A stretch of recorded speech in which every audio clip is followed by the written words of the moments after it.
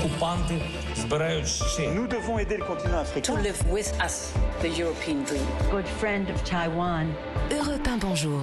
Très bon début de journée, 6h52, votre revue de presse internationale, tour du monde de l'actu chaque matin avec les correspondants d'Europe 1. Nous sommes d'abord en Irlande. Bonjour Clémence Pénard. Bonjour. À la une de la presse irlandaise. Eh bien, la plus importante saisie de drogue de l'histoire du pays, comme titre The Independent. Le quotidien explique qu'un navire en provenance d'Amérique du Sud a été saisi au large de Cork, c'est dans le sud-est du pays, avec à bord 157 millions d'euros de cocaïne. Des chevaliers Jedi, voilà comment un politique a décrit sur la RT l'armée et les Rangers qui ont pris d'assaut ce bateau à l'aide d'un hélicoptère.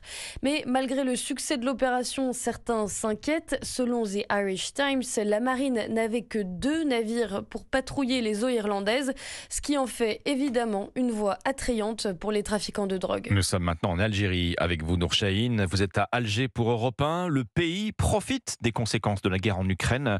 Qu'est-ce qui fait la une des journaux algériens ? Eh bien, la presse parle de l'augmentation des exportations algériennes vers la France. Une hausse enregistrée essentiellement par la forte demande française en hydrocarbures. Les exportations de gaz algérien vers la France ont explosé en 2023, titre le site Observe Algérie. Depuis que la France s'est détournée du gaz russe, elle a trouvé en Algérie un fournisseur fiable, une aubaine, écrit Algérie Echo. Le site explique que l'achat de gaz algérien par la France est en hausse de plus de 92%. Cela représente 1,5 milliard d'euros en 6 mois seulement. Selon Algérie 360, la France a également augmenté ses exportations vers l'Algérie de plus de 18% durant la même période, de quoi inspirer ce commentaire au journal en ligne ANNDZ. Malgré les relations politiques tumultueuses, Alger et Paris semblent avoir trouvé un compromis sur le terrain de l'économie. On retrouve enfin Alban Tirouar au Kenya. Alban, les gros titres des journaux du pays. Eh bien, d'une proposition d'un sénateur qui voudrait voir le mandat du président passer de 5 à 7 ans.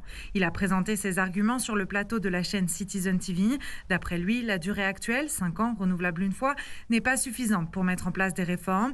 La première année étant prise par l'installation au pouvoir, la dernière par la campagne électorale. Bien qu'issu du camp du gouvernement, le parti présidentiel s'est dissocié de sa proposition, souligne le quotidien The Nation, car l'idée a provoqué un tollé, peut-on lire sur Nairobi News. Le média en ligne cite plusieurs élus de l'opposition qui s'y opposent fortement. Ils accusent la majorité au pouvoir de chercher à éluder les sujets de fond comme le coût de la vie. Le quotidien The Star, lui, rappelle la loi. Tout changement de la Constitution doit passer par un référendum. La revue de presse internationale sur Europe 1.